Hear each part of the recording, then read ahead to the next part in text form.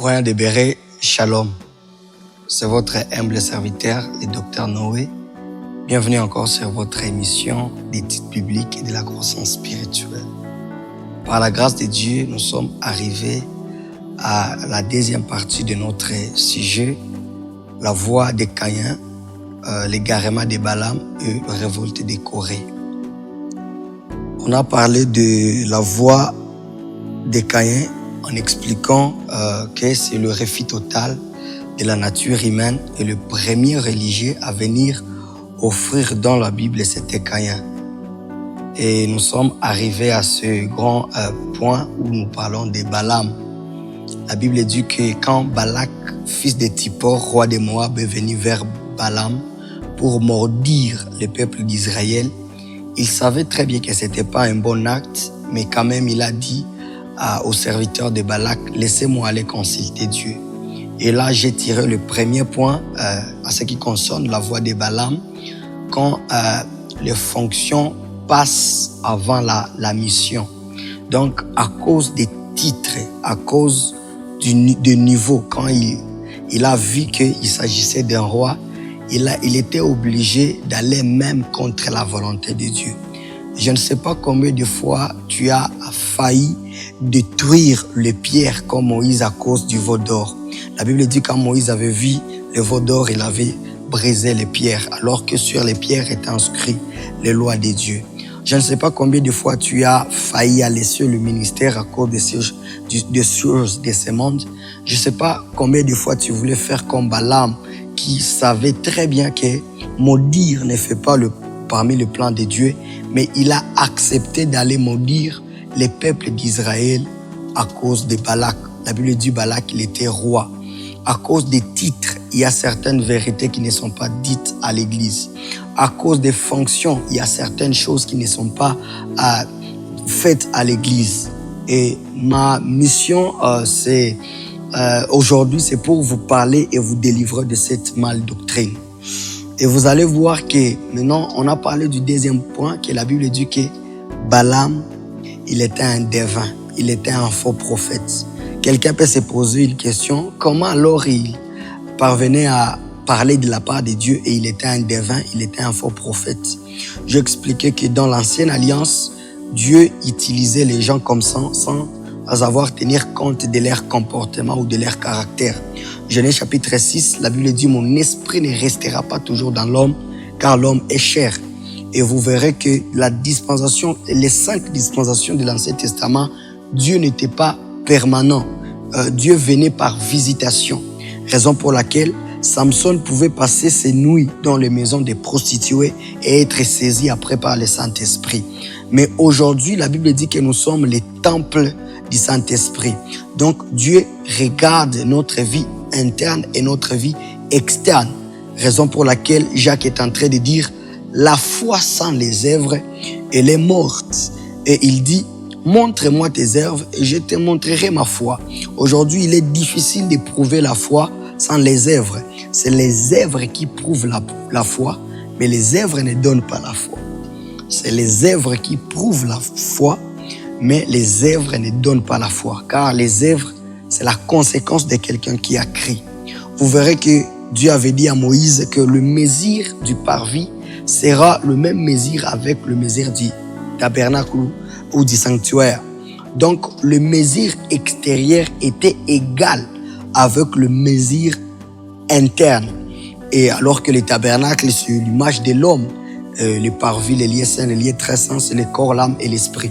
Et là, vous verrez que la même vie interne, Dieu nous la demande extérieurement. Donc, nous devons prouver ce qui est en nous. Nous devons aussi les prouver à l'extérieur. Laissez-moi lire 2 Pierre chapitre 2, verset 15.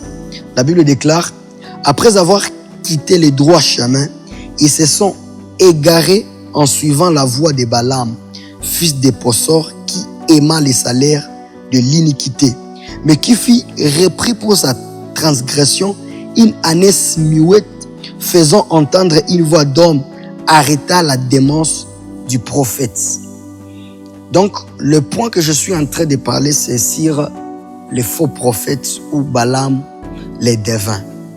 Et vous allez voir qu'il n'est pas un faux par le message, mais il est un faux par appel.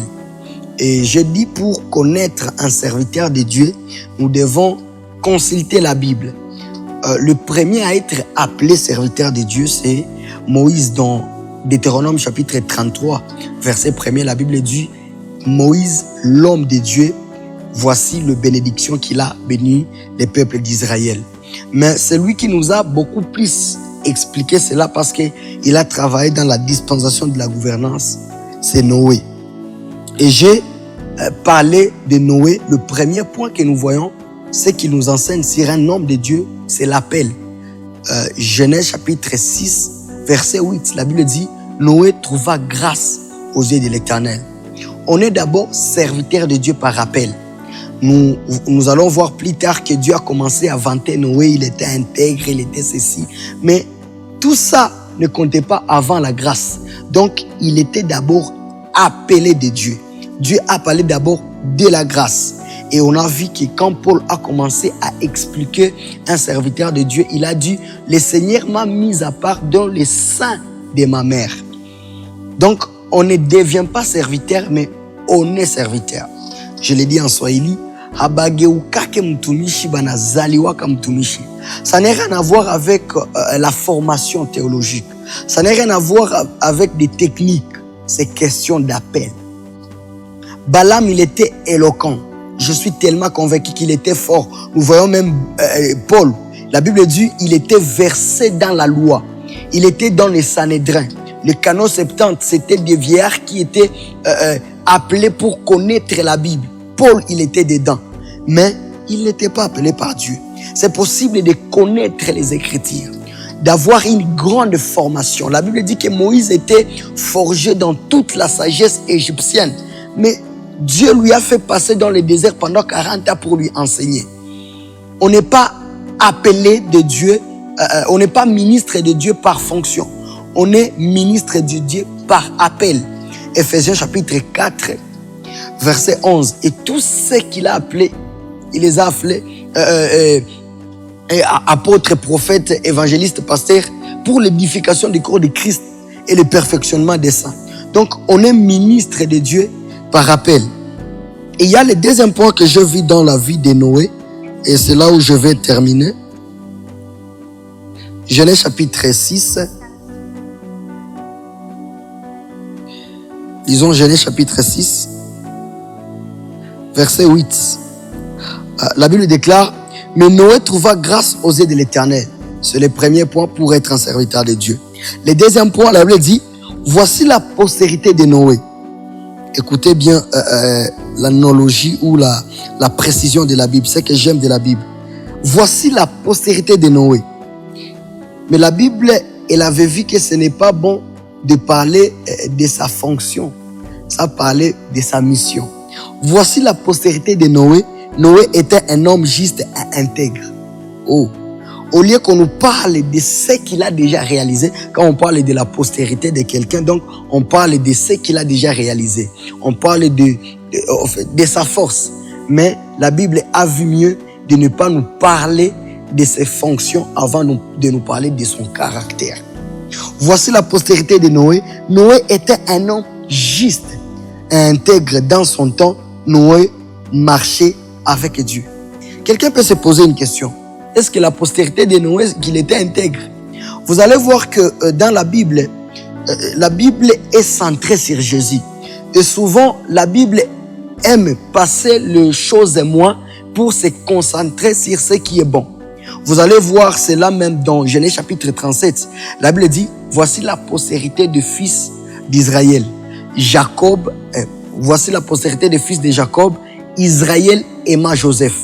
On veut nous parler des fils d'Israël, mais on commence par Joseph, parce qu'il est le type de Christ.